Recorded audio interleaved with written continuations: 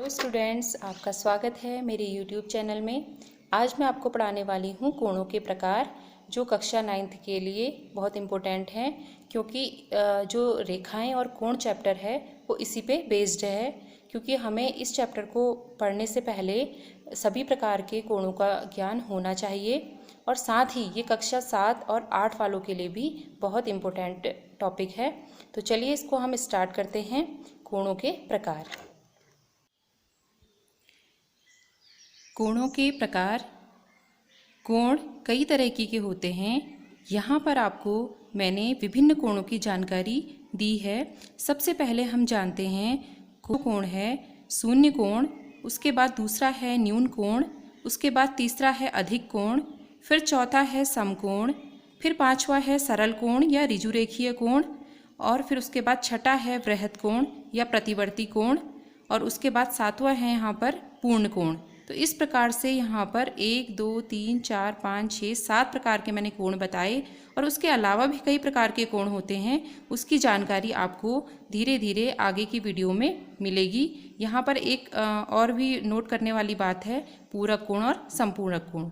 अब चलिए हम इन कोणों के बारे में जानते हैं। सबसे पहले कोणों के प्रकार में आता है शून्य कोण। तो शून्य कोण क्या होता है? क्योंकि हमें पता है कि जो एंगल है, जो कोण है, वो दो प्रकार की किरणों से मिलकर बनता है। लेकिन यहाँ पर अगर वो दोनों किरणें एक के ऊपर लाई करेंगी, ठीक है, एक के ऊपर एक लाई करेंगी, यानी कि अगर ये एक किरण है और इसी के ऊपर दूसरी किरण भी आ गई, तो ये क्या कहलाएगा? 0 डिग्री का कोण, यानी कि ये क्या कहलाएगा? शून्य कोण। अब आप इस शून्य कोण को कहाँ देख सकते हैं? घड़ी की सुइयों में आप देख सकते हैं। जब 12 बजते हैं तो आपने देखा होगा कि दोनों सुइयां एक दूसरे के ऊपर चिपकी हुई होती हैं, तो तब वो कोण क्या कहलाता है? शून्य कोण कहलाता है। अब है दूसरा कोण, जो हमने बोला है न्यून कोण। न्यून कोण क्या होता है? 90 डिग्री से छोटे कोण को हम क्या कहते हैं? न्यून कोण कहते हैं। यानी कि 90 डिग्री से छोटे जितने भी कोण आएंगे वो सब क्या कहलाएंगे? न्यून कोण। अब आप यहाँ पर न्यून कोण का एक चित्र देख रहे हैं। यहाँ पर एक किरण ये है, ठीक है। इसको हम नाम अगर देना चाहें तो हम नाम दे सकते हैं। इसको हम नाम दे देते हैं O A, और दूसरी किरण को नाम देते हैं OB, ठीक है। और इसका जो ये शीर्ष बिंदु एक ही होता है। तो यहाँ पर OA और OB के मध्य जो कोण बना हुआ है वो क्या कहलाता है? न्यून कोण कहलाता है। तो हम इसको ये भी कह सकते हैं कि 0 से 90 डिग्री के बीच जो भी कोण आएंगे वो क्या आएंगे? न्यून कोण। अब जैसे देखिए, 0 से ऊपर क्या होता है? 10। आप एक चांदा ले लीजिए, चांदे में आपको सभी प्रकार के कोण मिल जाएंगे। तो देखिए 0 से ऊपर क्या आएगा? 0 से ऊपर आएगा 10, 20, 30, 40, 50, 60, 70, 80, 85 या 75 या फिर 65, या जितने भी कोण है 35, यानी 0 से 90 डिग्री के बीच होने चाहिए, ठीक है। 90 से छोटे यानी कि 89, 90 यानी 89 डिग्री का कोण भी आपका क्या कहलाएगा? न्यून कोण कहलाएगा। तो हम 90 डिग्री से जितने भी छोटे कोण हैं वो क्या कहलाएंगे? न्यून कोण। तो आप याद रखिएगा कि न्यून कोण किसे कहते हैं। उसके बाद आता है अधिक कोण। अधिक कोण क्या होता है? कि जो 90 डिग्री से क्या हो? अधिक हो, ठीक है, वो क्या कहलाता है? अधिक कोण कहलाता है। और लेकिन 180 डिग्री से कम होना चाहिए, यानी कि 90 से 80 डिग्री के बीच जो भी कोण आएंगे वो क्या कहलाएंगे? अधिक कोण।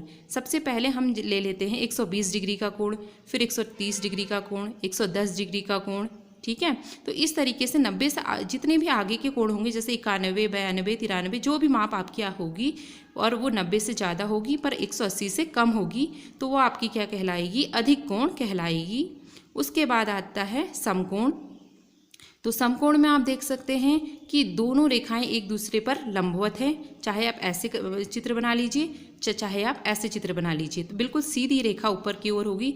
अगर एक रेखा क्षैतिज है तो दूसरी रेखा उस पर लंबवत पड़ी हुई होगी, ठीक है।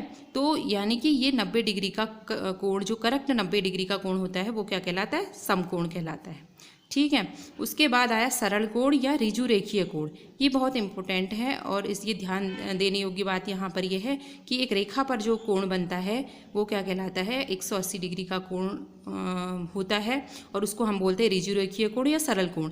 ठीक है, यानी कि आप देखो एक सीधी रेखा है तो इसको हम दो भागों में डिवाइड करेंगे। अगर सीधे यहाँ पर एक हमने लाइन डाल दी इसके लंबवत तो 90 डिग्री यहाँ हो जाएगा और 90 डिग्री यहाँ हो जाएगा, तो यानी ये कितना हो गया 180। तो एक सीधी रेखा पर हमेशा 180 डिग्री का कोण बनता है।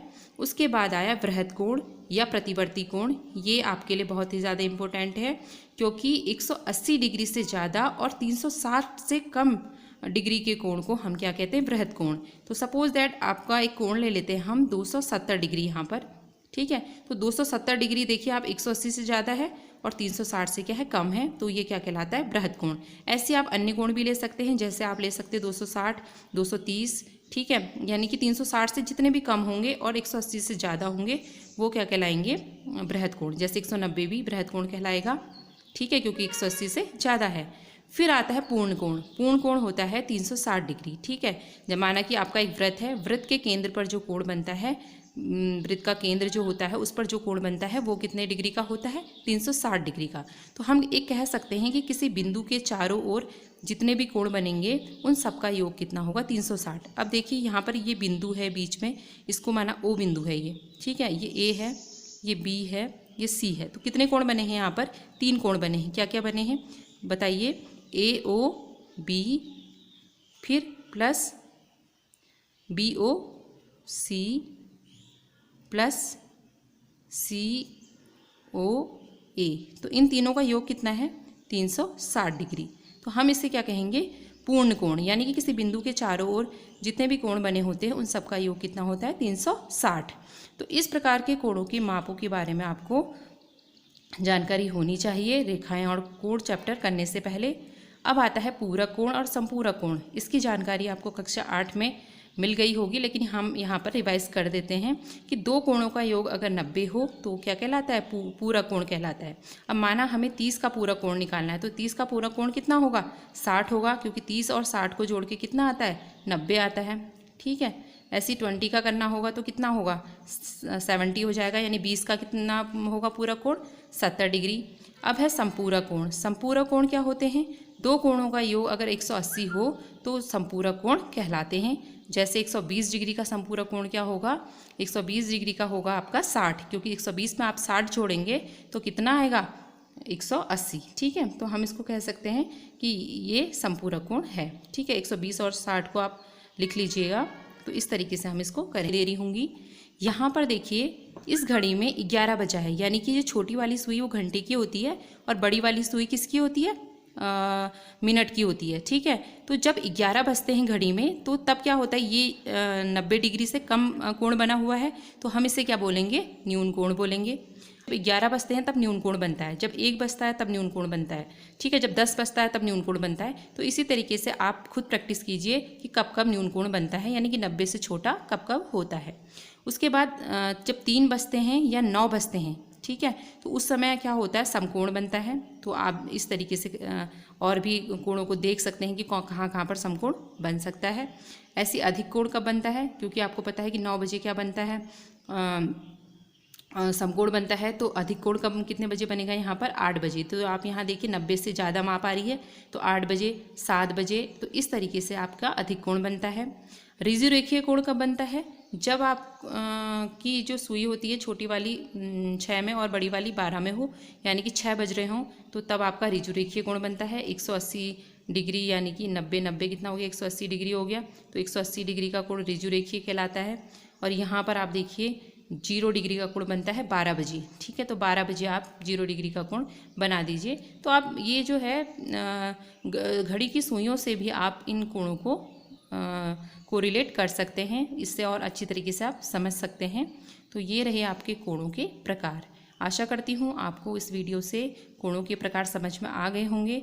अगर आपको ये वीडियो पसंद आया है तो आप इसे लाइक कीजिए, सब्सक्राइब कीजिए और अपने दोस्तों में ज़्यादा से ज़्यादा शेयर कीजिए।